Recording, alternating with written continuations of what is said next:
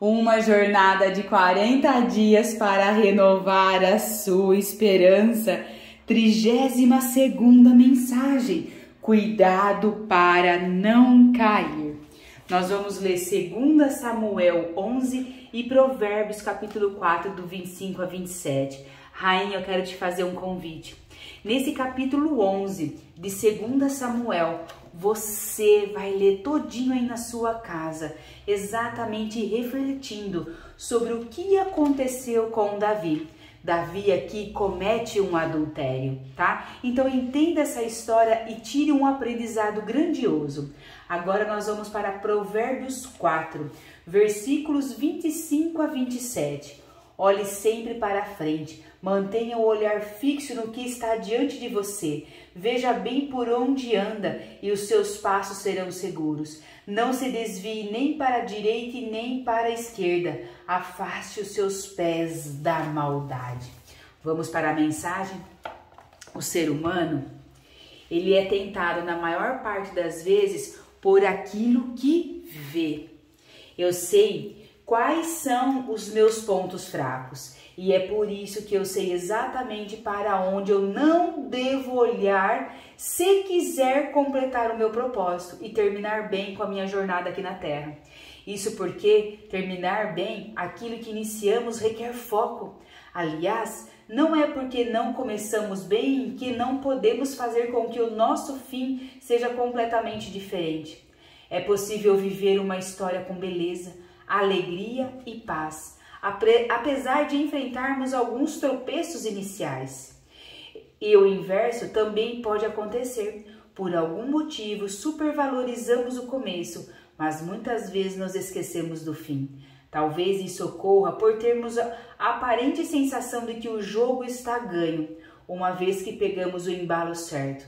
Só que o fato de termos avançado e vencido obstáculos no início e meio da nossa jornada não quer dizer que não possamos colocar tudo a perder. No final, estar lá em cima não significa que não se possa cair.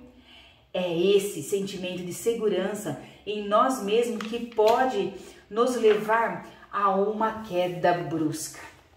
Por outro lado, isso é muito mais difícil acontecer se mantivermos os nossos olhos no alvo. Ao longo da Bíblia, são incontáveis as histórias de homens e mulheres que acertaram e erraram muito em suas caminhadas. E cada uma das páginas da Bíblia oculta a humanidade dessas pessoas. Muito pelo contrário, tirando Jesus, que jamais errou, todos os outros falharam.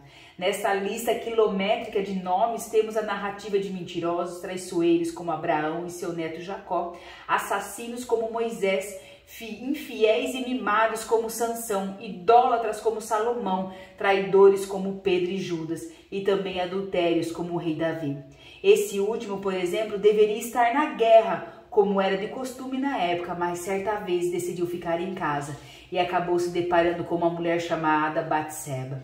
Enquanto estava no banho, ela devia ser muito bonita, porém era esposa de um dos seus homens. Cego e distraído por seu próprio desejo, Davi não pareceu se importar com isso e acabou dormindo com ela e provocando a morte de seu marido.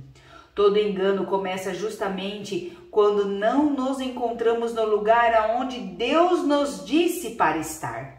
Como dizia minha mãe, um homem não é levado a uma queda por meio de um grande erro, mas sim por conta de uma série de leves descuidos.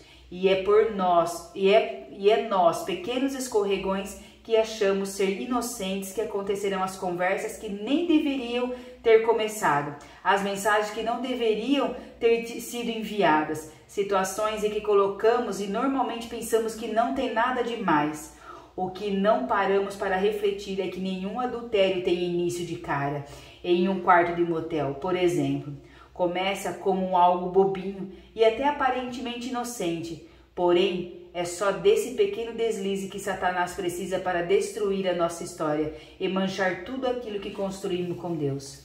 Eu me lembro de um conselho que recebi de um grande pastor há alguns anos. Ele me orientou que a maior característica de um homem de Deus é irrepreensível. Quando os outros não têm o que falar sobre nós, podem até inventar o que quiserem, ainda que demore, a verdade prevalecerá. Assim, a história que é genuína e pura ficará de pé e não as mentiras. Você não precisa manchar a sua história, só que para isso tem de estar focado naquilo que Deus lhe deu e tem um futuro.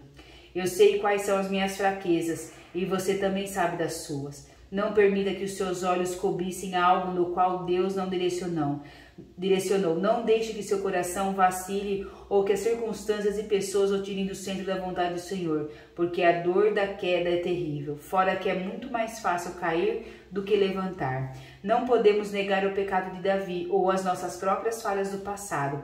Elas acontecerão e não podem ser omitidas, mas a palavra de Deus afirma que há esperança. Assim como esse grande rei caiu, ele também se levantou. O nosso maior defeito depois da distração e da queda é nos autocondenarmos sem arrependimento. As Escrituras nos revelam que Davi, ao enxergar seu erro, reconheceu sua culpa e se arrependeu. Se você caiu e se arrependeu verdadeiramente, existe misericórdia divina para você se levantar. Há perdão de Deus e uma nova chance. É verdade, você precisará ter peito para reconhecer que errou, mas Deus é poderoso para levantá-lo, ainda que o buraco seja muito profundo, porque erga-se, arrependa-se e receba o perdão do céu. Agora, se você está de pé, cuidado para não cair.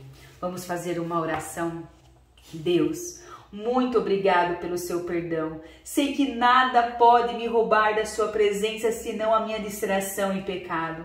Mas ainda que eu caia, creio que existe uma chance no Senhor. O seu sangue vertido na cruz é o selo que nos dá acesso a isso. Peço que me perdoe pelos meus tombos que levei e me arrependo e oro neste instante para que o Senhor me lave, levante, restaure. Por favor, coloque os meus olhos somente no alvo, em teu nome, em nome de Jesus. Amém.